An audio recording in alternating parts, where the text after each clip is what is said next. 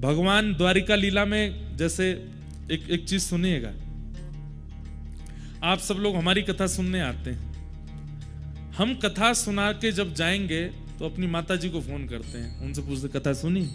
हाँ सुनी।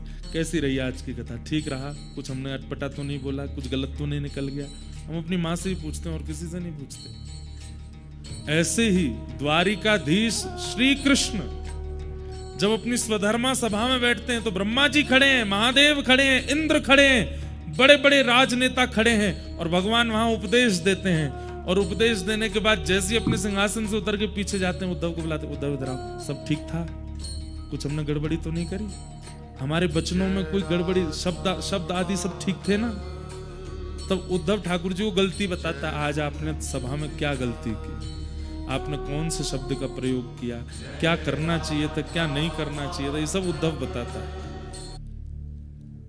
तो भगवान इंप्लीमेंट करते हैं, उद्धव की बात मानते हैं। उद्धव अगर कह दे कि कल आपको ये बात नहीं बोलनी है तो ठाकुर जी नहीं बोलेंगे, और उद्धव अगर कह दे कि ऐसा कहना है, ठाकुर जी का मन ना हो तो भी ठाकुर जी बोलेंगे। इतना प्रिय है उद्धव ठाकुर जी को। ऐसे श्री उद्धव। परंतु ये तो उद्धव जी के प्रभाव का वर्णन था। अब उद्धव जी के स्वभाव का वर्णन सुनो। उद्धव जी कौन है? महाभागवत। कौन है? महाभागवत। महाभागवत मतलब एक तो होते हैं भागवत और एक होते हैं महाभागवत। बहुत साधारण सी परिभाषा बताऊं, भागवत कौन? भक्तों को ही भागवत कहा जाता है। और महाभागवत मतलब महाभक्त। तो भक्त में और महाभक्त में अंतर क्या है? बोले जो भक्त ठाकुर जी का स्मरण करते हैं वो भक्त हैं, और जिनका स्मरण ठाकुर जी करते हैं वो महाभक्त है, महाभागवत। उद्धव जी कौन है?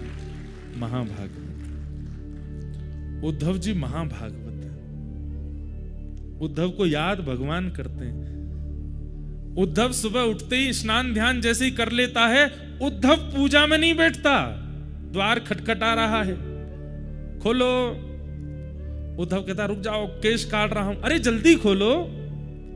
उद्धव केश आदि काट करके अपने वस्त्र आदि पहन के जैसे द्वार खोलता है, भगवान कहते हैं हम आ गए, चलो प्रणाम करो। उद्धव प्रणाम करता है। आपने इतना श्रम क्यों किया?